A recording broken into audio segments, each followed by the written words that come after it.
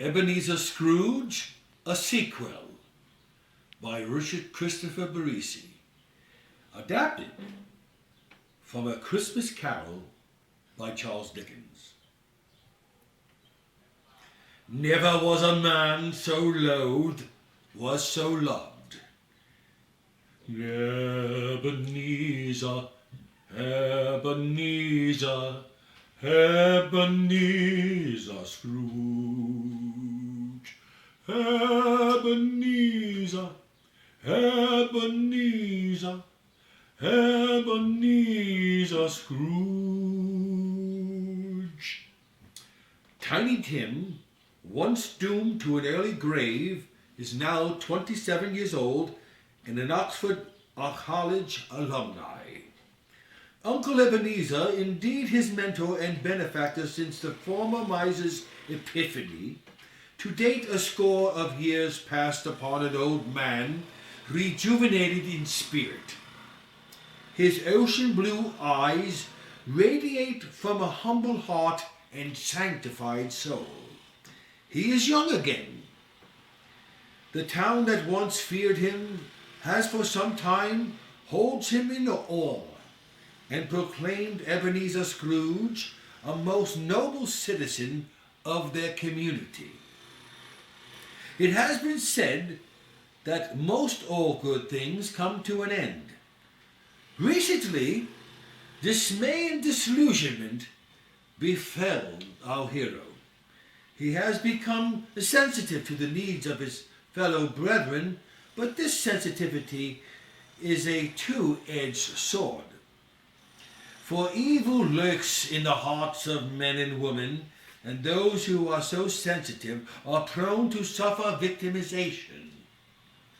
Ebenezer Scrooge is not immune to scoundrels taking advantage of his kindness and generosity, and bah humbug! Ebenezer was never naive or to be taken as a fool. The advent of Christmas was the season, and Mr. Scrooge was expected to surrender generous alms to the local schools, churches, and orphanages. The net profits of the Fred and Cratchit Company were beyond expectations, and employee bonuses were hefty. Greed is no stranger to corpulence. Mr. Robert Cratchit was now retired, but an acting board trusting member. They were unionized, prepared to go on strike for yet better wages and more vacation time. This infuriated the chief of the board of trustees, and he confronted his nephew Fred and the former clerk Bob Cratchit. The orphanage needed a new gymnasium, well in the mind of their endower that it was pure want, not need. For he remembered when the two-story tinderbox had no heat nor caulk on their windows. Surely tithes were not enough to sustain the churches in his hometown, so 30% from the honorary pastor and rabbi, yes, Mr. Scrooge, whom Ebenezer Baptist Church, the parishioners say, is named after him, might be persuaded that velvet-padded pews might make hour-long sermons more tolerable. But it was the sheer mockery behind his back that he became aware of from his colleagues that was the straw that broke the camel's back. Ebenezer Scrooge had enough. He personally pealed the church steeple bells. This was a call to order. He rang like Quasimodo until the community assembled in the village mezzanine. Villagers and villains, hark the herald sings, he spews to the waiting ears of the crowd. They pondered what goodies were in store for their Christmas presents. Prior to this herald, Scrooge had prepared a few dozen Christmas stockings filled with black coal for his mockers that refused to believe a leopard could change his spots.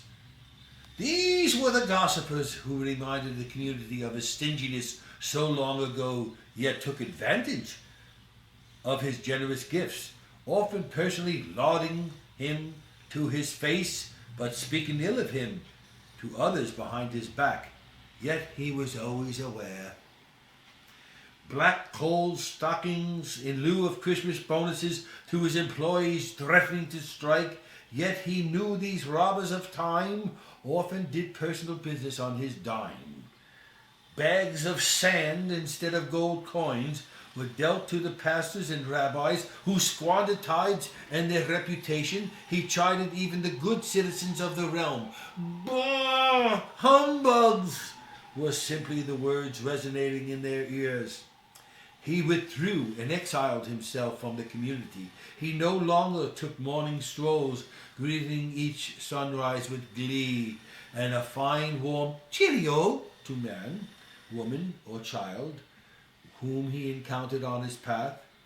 Worse than ever before, Mr. Scrooge became a recluse, with cataracts blurring his vision of his neighbors and fellow mankind. For 10 days and nights, nobody seen or heard from Ebenezer Scrooge. There was mumbling and there was grumbling. Life carried on and people went about their business. The evening of the 10th day, Scrooge had a visitor. Ebenezer, poking his cane at him sleeping. Ebenezer, we need to hobnob. Mr. Scrooge opened his eyes to the visage of his deceased friend and partner in business, now donning a tuxedo with tails, top hat, white gloves, and cane in hand. Hey, Jacob Marley, my old friend.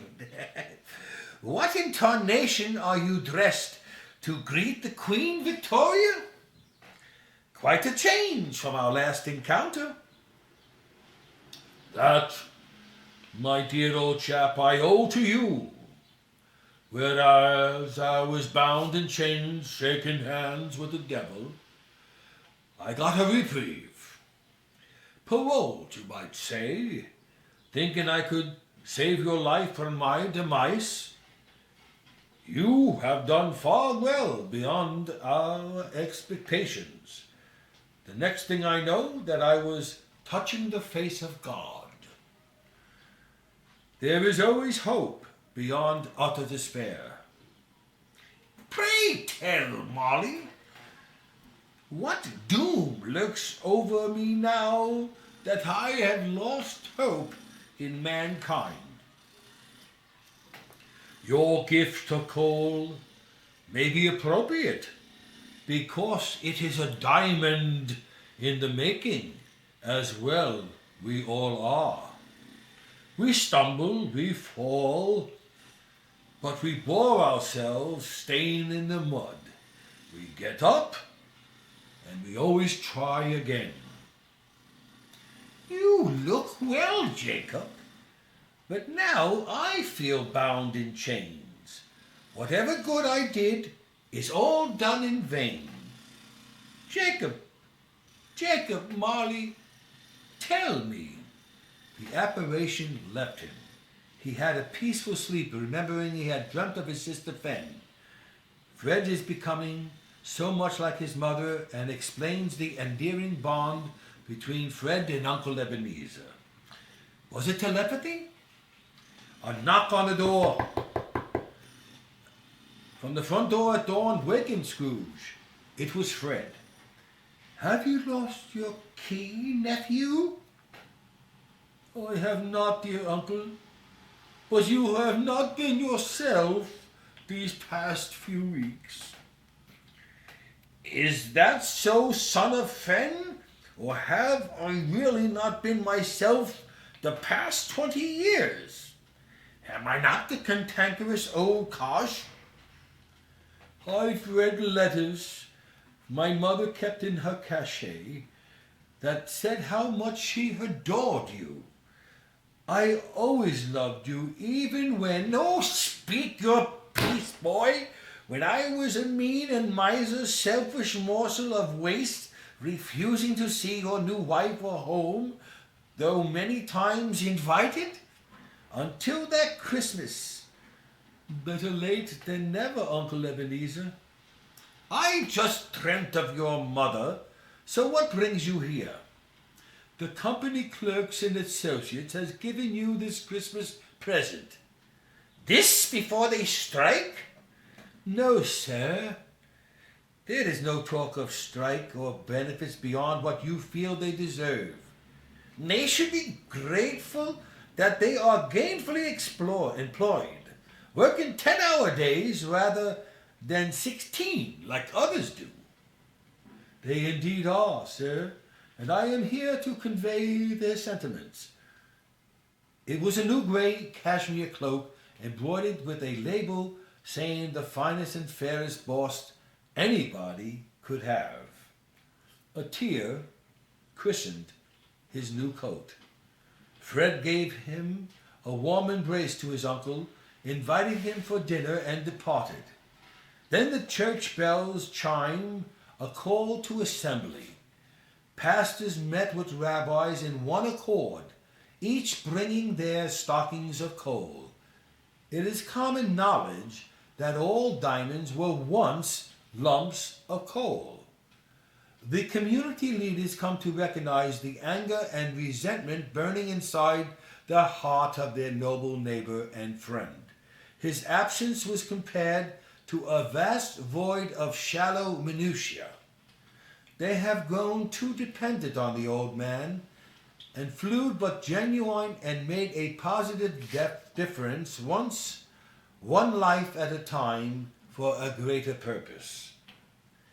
We are community, each dependent on each other, and they remembered the season of giving more than receiving, because we celebrate a special birthday of one who gave all, not in earthly treasures, but true joy within. The community is broken because one recognized member has a broken heart, feeling truly abused and unappreciated. Empty words of praise and salutations were given to Ebenezer Scrooge, but little else. Did I mention what the catalyst of this epiphany was? You would think Queen Victoria came to town, everybody at their very best, but that is not so. However, this prestigious person might be capable of persuading Mr. Ebenezer Scrooge to forgive and forge on, because he was a master of vocabulary and hobnob. He offered his services as the crowd sang, "For he's a jolly good fellow," making their way to the Scrooge portico. There was a knock on the door, and without delay Mr. Scrooge answered, laying eyes on the gentleman, who gently introduced himself, saying, "Mr. Ebenezer Scrooge, it is my profound pleasure meeting you. Allow me to introduce myself. My name is Charles Dickens."